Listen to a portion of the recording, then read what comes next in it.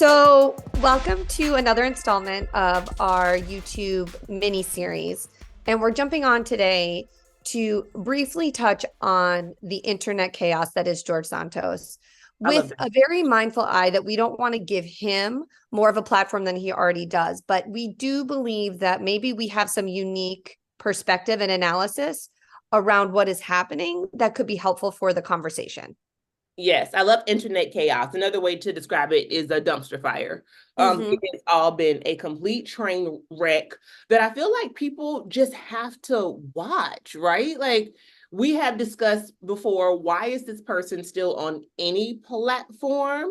And in this week's episode, if you have not listened to the podcast episode on ghosting, you should.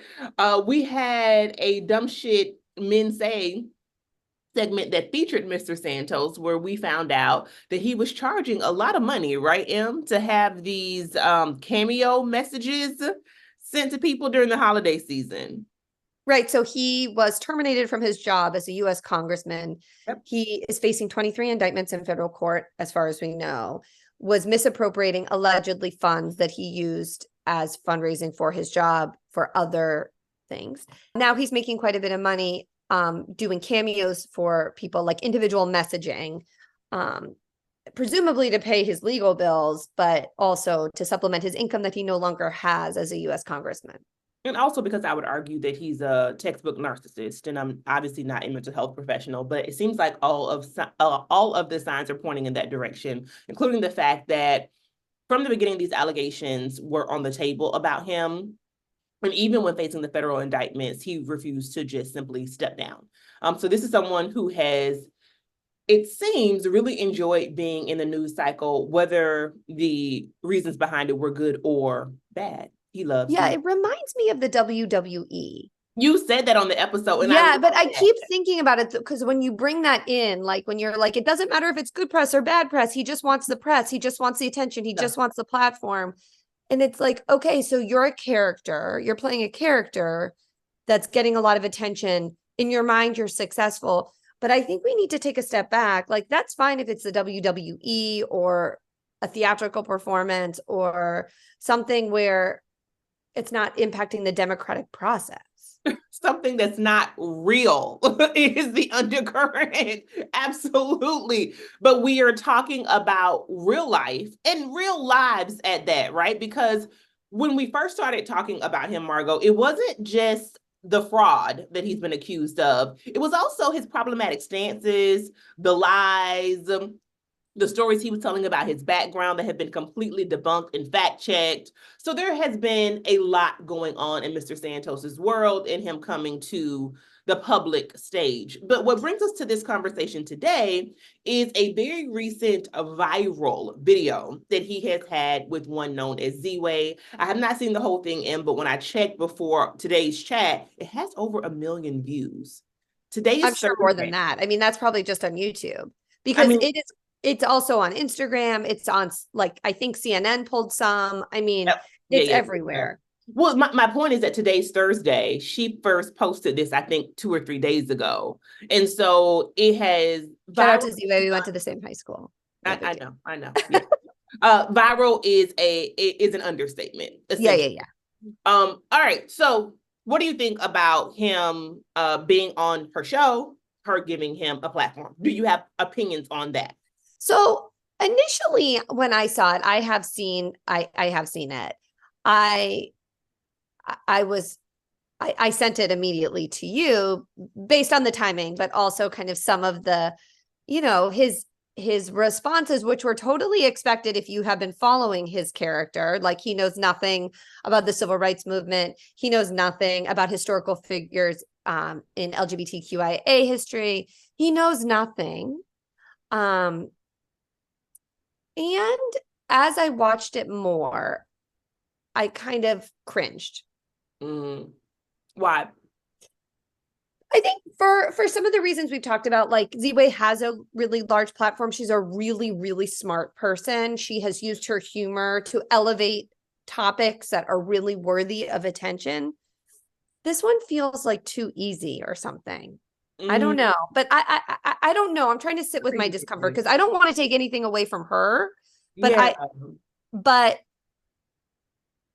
I don't know. It's also very problematic. So it's not her responsibility.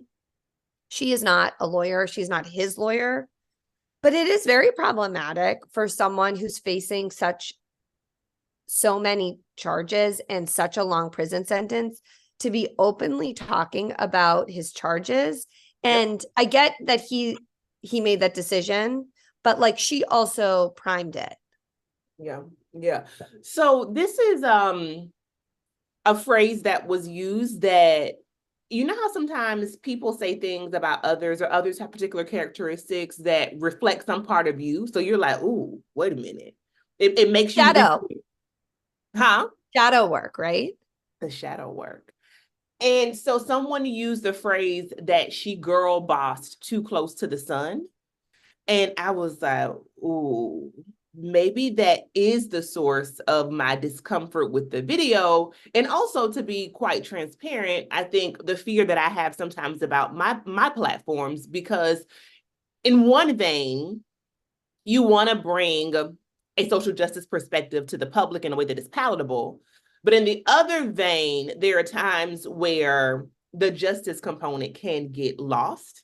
And that is what this one TikToker was saying.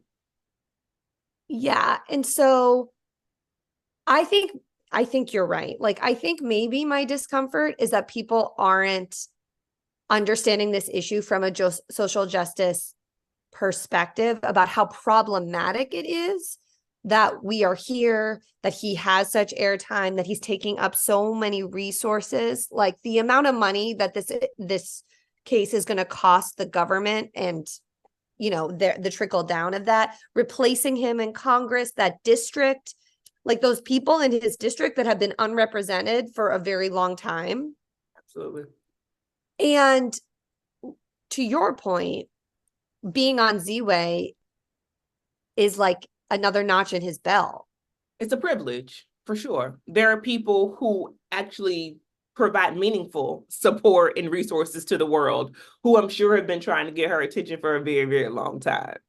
Now, again, I go back to, who do we hold accountable here? Yeah, it's Ziwe is a comedian. And so whereas I think that we all have a responsibility being in the public eye, it doesn't mean that, in my opinion, she's like a Stephen Colbert. It doesn't mean she's not very, very smart, but from my understanding of her platform, everything she does is satirical. Everything she does is tongue in cheek. And so I that makes me kind of caution my criticism of her, because I think what we don't want to get lost in this moment is that he would have a platform whether it was on hers or not, right? This is what the American kind of social media consumer is looking for. It is this Trumpification of politics, the reality television of politics. And it's just really sad to watch. I agree. So where do we go from here, Em? What does this mean about one known as Mr. George Santos, and what responsibility, if any, does the public have? Well, I mean, hats off, empathy to his lawyers. Because it's no way they said, oh yeah, this is a good idea, go ahead. And I mean, what do I think? I think this case is going to be drawn out. I think he'll probably replace his lawyers, I'm sure, or his lawyers will withdraw. I mean, I would not be surprised if they would withdraw after this recent interview, because how can you vigorously defend someone who's potentially perjuring himself? Of course, because let me just say this, as attorneys, Margo, and I do want to get across that while everyone has the right to an attorney, as an attorney, part of your ethical code is not to represent people who you know are guilty. And so in many ways, this is just completely abnormal for him to be on a platform this size talking about the case, but to also basically be implicating himself at the same time. How do you provide that person with defense? It's impossible. Exactly. And so, I mean, I think there's another conversation we can have about lawyers who represent people who do bad things, right? There's a whole slew of lawyers making gazillions of dollars off of Trump, and other kind of nefarious characters. But so I don't know, because I don't know where we go, because on the one hand, I don't want to talk about him. Yeah. I don't think he deserves the justice audience, But I do think the analysis around why he's gaining such traction is important for this platform and the conversations we have at a big age as we are now coming into our elder status as voters.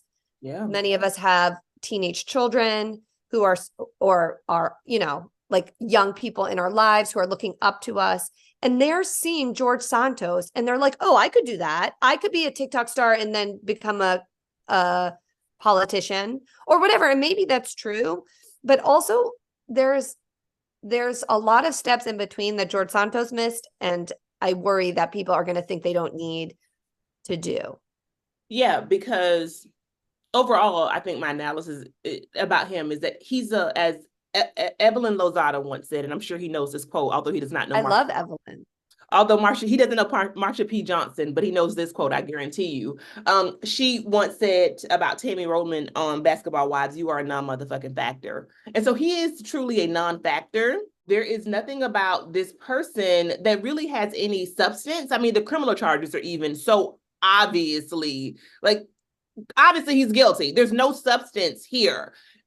And there's no real strong affirmative defense. And we have heard, probably because his lawyers leaked this, or somebody in his group did, that he's in negotiations around a guilty plea. Oh yeah, obviously. Of course he is. So then my point about him being a non-factor is that we know that, but there are many, many, many more people who don't.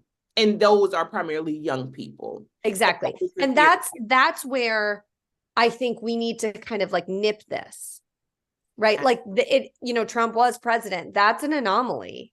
Not that an actor can't be president, like an actor can. Reagan was president, but like how he came to fame was very new. And he quite objectively did a horrible, violent job. Off the backs of so many people, down to him basically, I'm just gonna call it attempting to lead an insurrection on the US government. And also being removed from the ballot in Colorado, right? We will probably get to that in another episode. And so what does that even mean? I just feel like there are many people in the world to model your life after. Donald Trump should not be one of them. And George Santos shouldn't be either, people. So let's leave it at that and move on. But I think in the comments, we'd love to hear kind of how you're countering this narrative with people in your life around who gets power, how do you get power, and what do you do with it once you have it? And how, if at all, can we restore faith in humanity and the American democratic system? Oh, just that too. While you're at it, leave that in the comments.